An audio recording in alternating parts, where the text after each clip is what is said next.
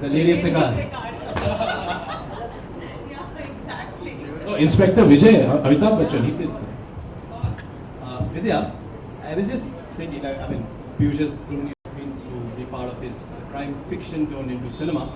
But where do you think we fail when it comes to not digging into enough fiction or literature that is there in our country in order to create better cinema? Why do we have directors creating their own stories or borrowing ideas from there, where we actually have so many organic and Yeah, we have, you know, such a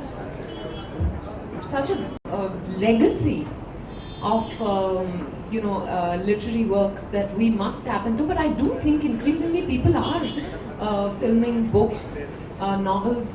So, but I don't know why it hasn't caught on as a trend. I would think it's a much easier route to take than actually put in the effort yourself to write a story.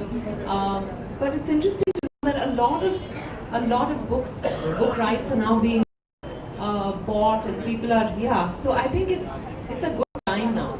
No, it's true. Like I have my friends Ravi Subramanian, Mahendra Jakar. Their books have been bought. Their rights have been bought for mine too. One of my books. So yeah, that's a trend that is happening. People are sort of moving. I have a lot of writer friends. Rekha is there. Rekha, both they are like creating such great kind of movies. So thank you very much for coming here.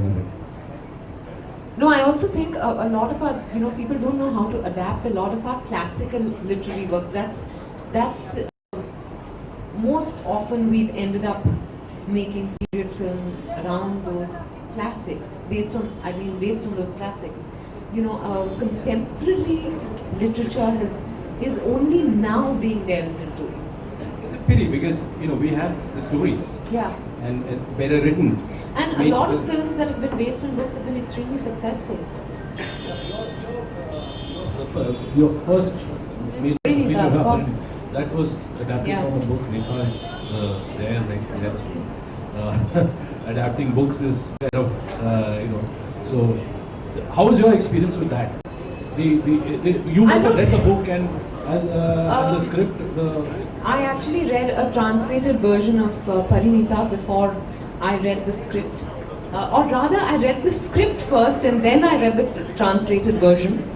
And it's interesting because what they did is, even though we were making it as a period film, they adapted it to or within a certain period. So that defined a lot of goings on in the film, which I think was very interesting. Otherwise, I haven't really. I've read a couple of, for example, I read what? 5 Point Someone before it got made into a book. So I'm just kidding. So that's the only experience as far as reading a book and then seeing it translate into script. Now this is a serious question, Piyush. When I read the book, I found that you were expressing a lot of empathy for the character which would be taken as the evil incarnate. Yeah? More than his actions, you were actually delving into the way his mind is working, where he's coming from, and I felt compelled to protect him. Now, when you have so much of empathy for your antagonist, the evildoer, does that somehow hamper with the objectivity of both the writer and the reader?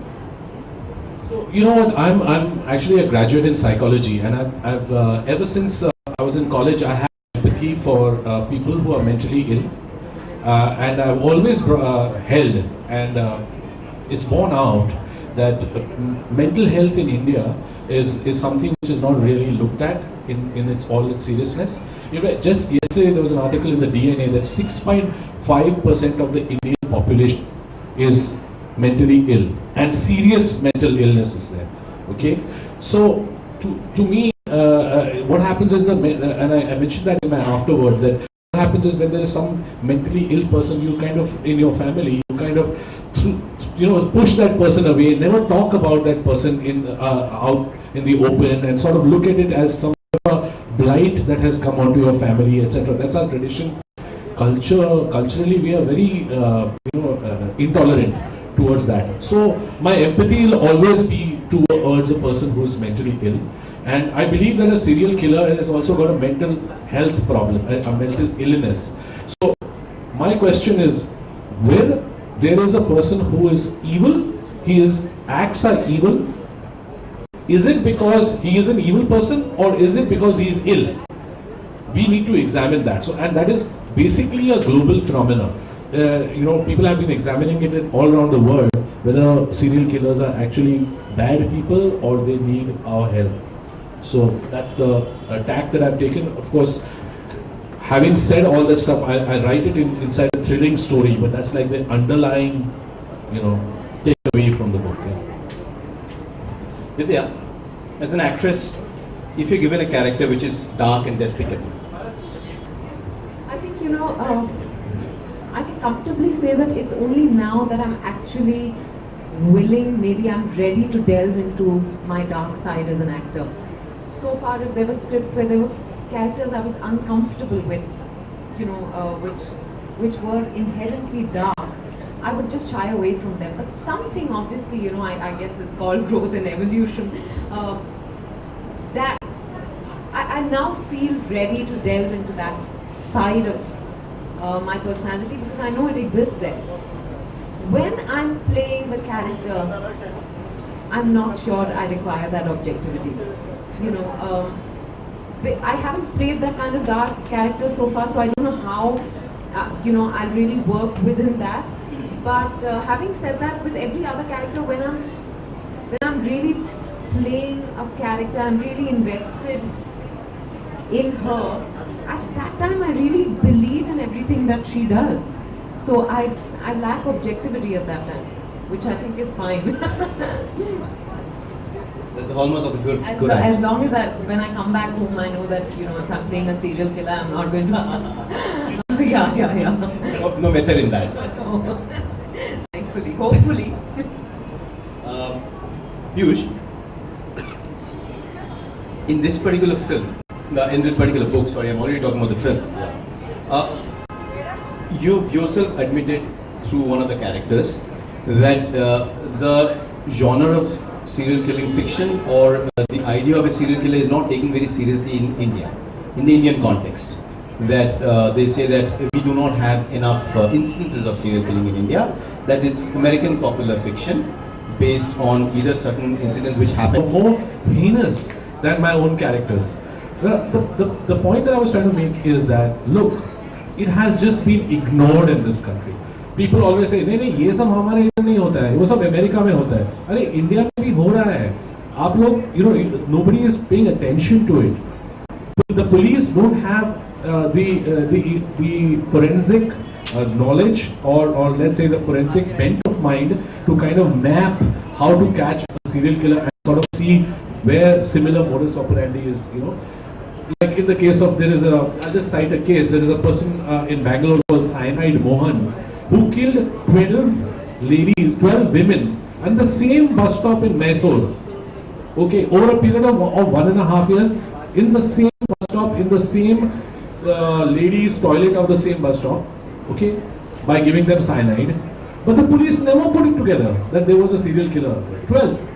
So the point is that nobody can, here the detection is very loose, and therefore my idea was also to bring out how Cyanide Mallika was a serial killer. The Gavit sisters, who are not mentioned in my book, but there are Gavit sisters in Pune who were serial killers. So there have been a case of a few women, but mostly it's a male domain. So we're coming to the end of our freewheeling session. Before we open it to the audience, we shall unveil another book. Yeah. Actually, can we have the Q&A before? If there's any questions before.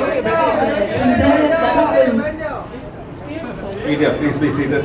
Okay. Did you also study Raman Raghav, who's supposed to be the biggest serial killer? Yeah, I have actually. So there's a film also done by Sri Ram, Sridhar Raghavan. Yeah, Sri Ram actually. Yeah, he did it's a diploma film which he did long back. Yeah, I saw that. Yeah, I did study that, and so he's the more known serial killer of that thing. And Otto Shankar, and you know there are a few others, the Beer Man, Yeah. the Stone Man and stuff like that. They have it. Stone Man is, yeah. But mine was like a very unique serial killer. Very Completely fictional. Yeah, mine was. Created. Okay.